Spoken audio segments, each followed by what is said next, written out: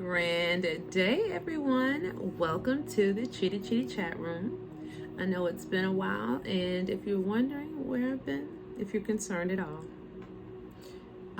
there's a video of where I've been, and it's like on my fitness channel, my fitness page on Instagram, and it's also on the Chitty Chat Room because it's all inclusive to all of those things. Where I've been is applicable to all of those things. So let's not waste a lot of time on that. Topic today is fathers. It's Father's Day, so let's get into it.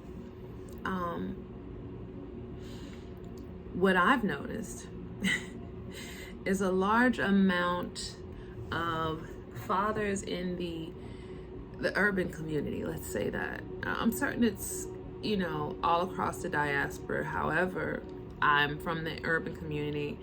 I mainly see things from the urban community, so that's where my point of view is coming from. I am a black woman. I have black brothers. I have a black father, and I have black friends, and I also have black male friends. So it's one of those things through all class levels. You can be low class, high class, and when I say that, I'm just mean financially. It doesn't determine who you are as a person, just speaking financially. So from all ends of the rainbow, I'm noticing that fathers are being taken away, systematically and unsystematically. Fathers are walking away, systematically and unsystematically. And fathers are afraid to be fathers. I honestly don't know where I want to start, you guys. I'm sorry, it's bedtime, so I'm in the bedtime scene. But I honestly don't know where to start, you guys, because there's so much to unpack here. Let's first of all start with the importance of the father being in a child's life. We see a lot of movies, you hear a lot of stories, and there are situations where there's a mother provoking the child's father to stay away because she is some type of emotional hurt, and she doesn't want to, she wants to punish the man. So I'm seeing that. I'm seeing the issues where there are men who their dad wasn't there for them to teach and give them the instructions, and they're afraid. They're afraid to apply who they are into fatherhood because they're not certain if they got it, because they didn't get it. If you are, let's just take animals in the animal kingdom. You've seen shows where they'll take a wolf and put him with some dogs. The wolf thinks he's a dog. You see the stories of a situation where a wolf is raised with wolves. He behaves like a wolf. Well, it's a situation typically there's someone teaching that wolf, whether it's the mother or the father, to be a wolf. Well, the difference between human beings is gender it matters. Even though we're in a culture that there's a whole gender situation going on, which I have nothing to do with, and no hate, no nothing, no negativity. So please don't come for me. That it says that gender doesn't matter, but it does in an aspect of raising a child. Because if you're a boy and you don't have a male influence in your life, a healthy, positive male influence in your life, it makes it harder for you to walk the role of a man, because you don't know what it looks like, because it wasn't given to you. These are things that we're supposed to pass down, like in the animal kingdom, but in the urban community, it's being cut short. It's being cut short through prison, through these streets. There's a whole era right now of sex just really being an act and not anything that binds us or connects us or attaches us to each other, just an act. And there's a lot of water getting sprinkled on the whole sexual world, in the aspect of a lot of things that should be private are now very public. A lot of things that should be appreciated more, just very much taken for granted. And so there's a whole thing going on there, and that's not what this video is about, so let's not get into that. But the whole point is, you have a lot of fathers who are not there due to that. There's this court system issue. There's child support. I think I did a video on that. There's so many divides that are taking the fathers out of the roles of being fathers in the urban community. And the importance of that, again, is to instruct, protect, and provide. These are three main roles that a father brings to a child's life. He instructs. If he is a guy and it is a son, he instructs him how to be a man. If it's a woman, a girl, and he's the dad, he instructs on her on how to choose a man and the type of man that she deserves. And he preaches to her mind to help her understand who she is, so that she doesn't accept anything and find herself out here in one of these many traumatic, tumultuous relationships that are very unhealthy.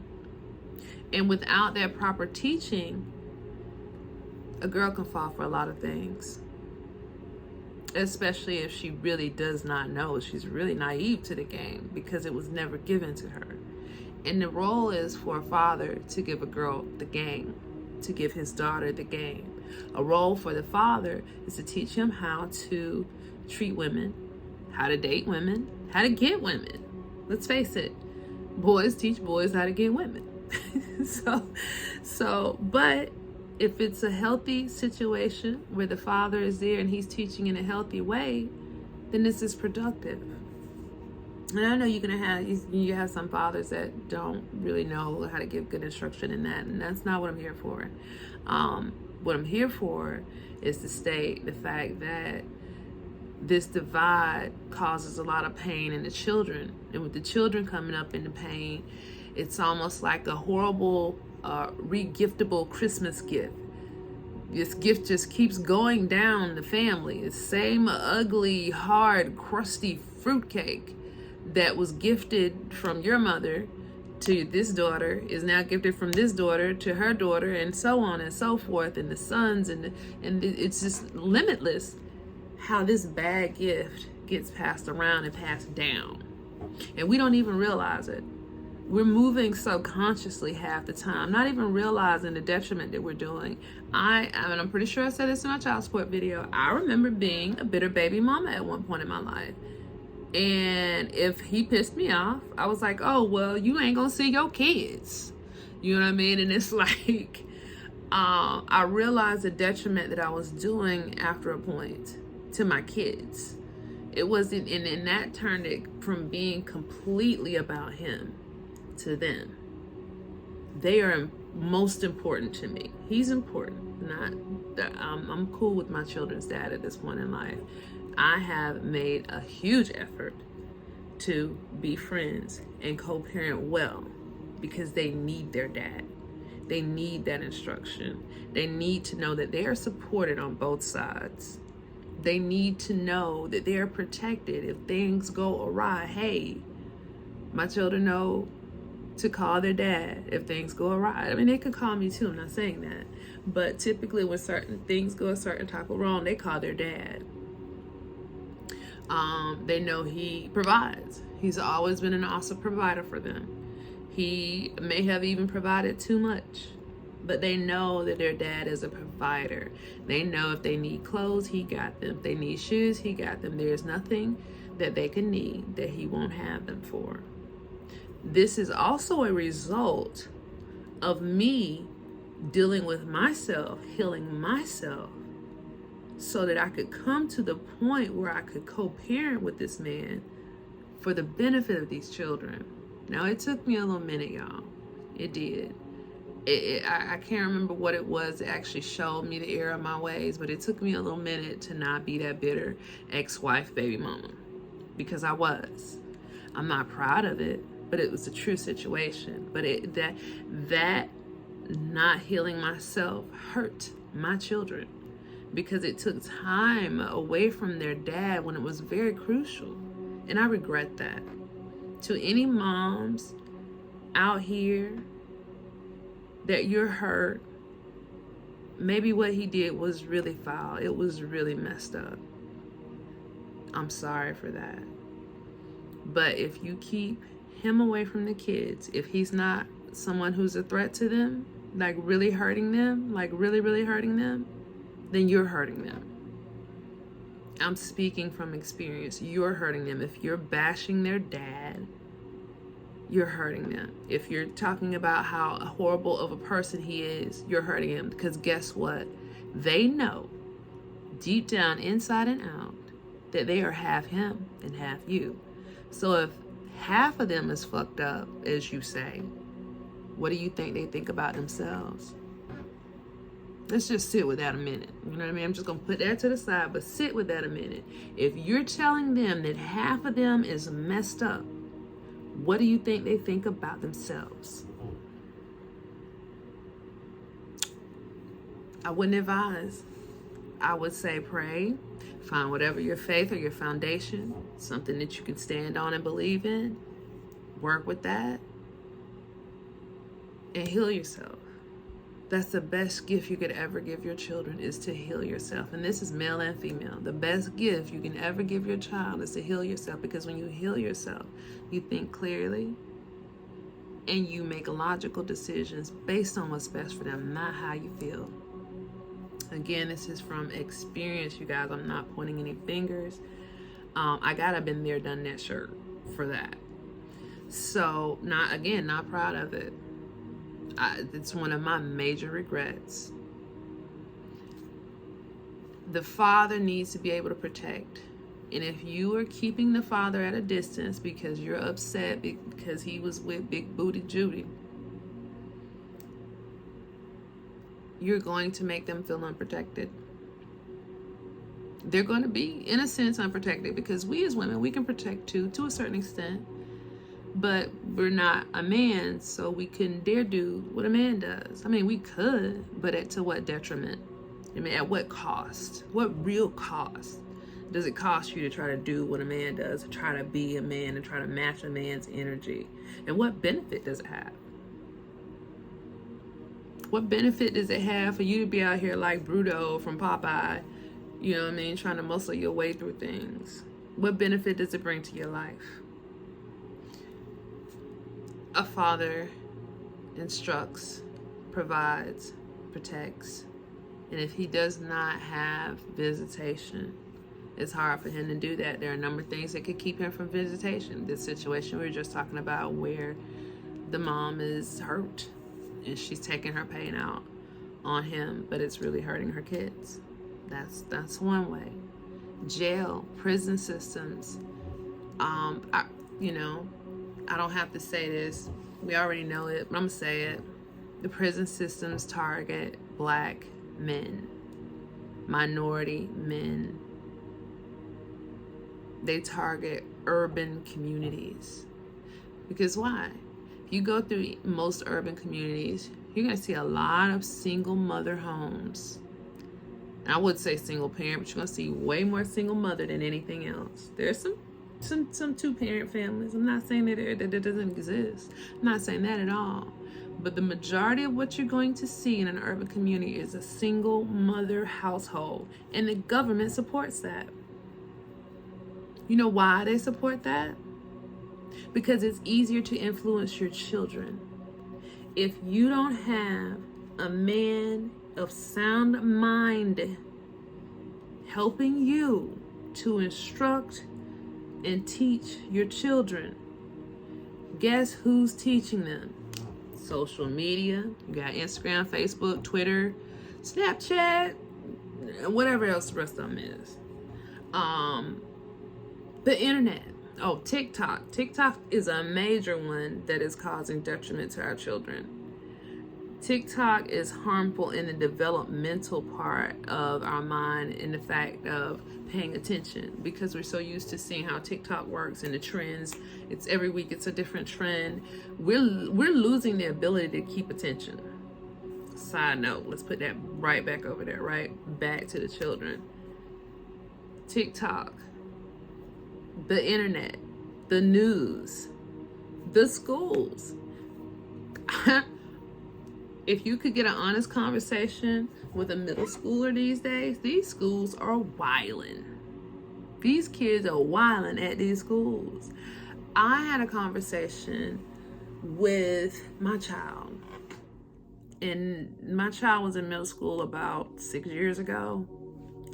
And my child told me that there were condom wrappers on the middle school campgrounds or school grounds. The kids were doing the most. I'm not even going to go into detail, but the kids were doing the most. So while you have your children in school, they're learning a whole lot. They're learning whatever they're trying to teach them plus whatever they're trying to learn.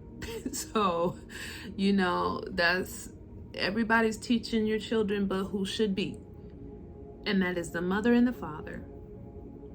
But the father doesn't have access, he can't. And again, there's several ways the father loses access. None of them sit well with me. Not a one sits well. And then you do have that dad that just does not want to be there. I'm not saying that this doesn't happen, because that happens too. Because you do have those parents that just don't want to be there. This happens mother and father. It's like, yo, I could really just be doing something else and raising these kids. It's an ugly thing to hear. It sounds very harsh and crass, but it's true. Just like all these other scenarios.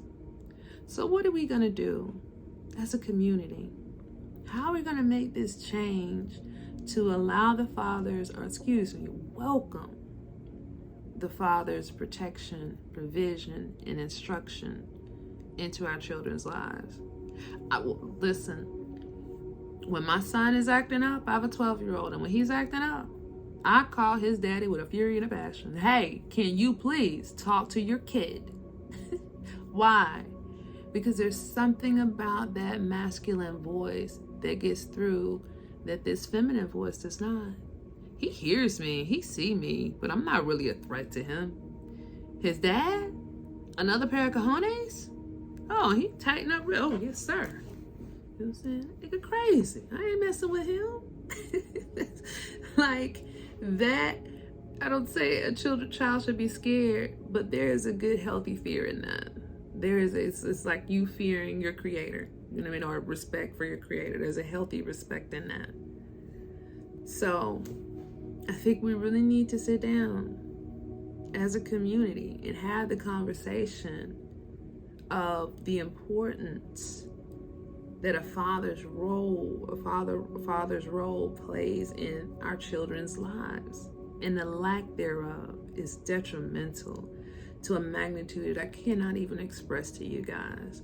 We have kids walking around with low self-esteem, low confidence, low self-belief, because they weren't able to have their father in their life to build them up, to give them that, because see, having that foundation of protection and provision and instruction, you know where you can go, it gives you great confidence.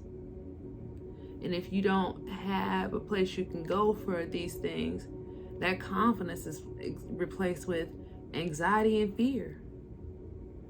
And a lot of our kids are living in fear, and we don't even know it. And a fearful child grows into a fearful adult. And that's just facts.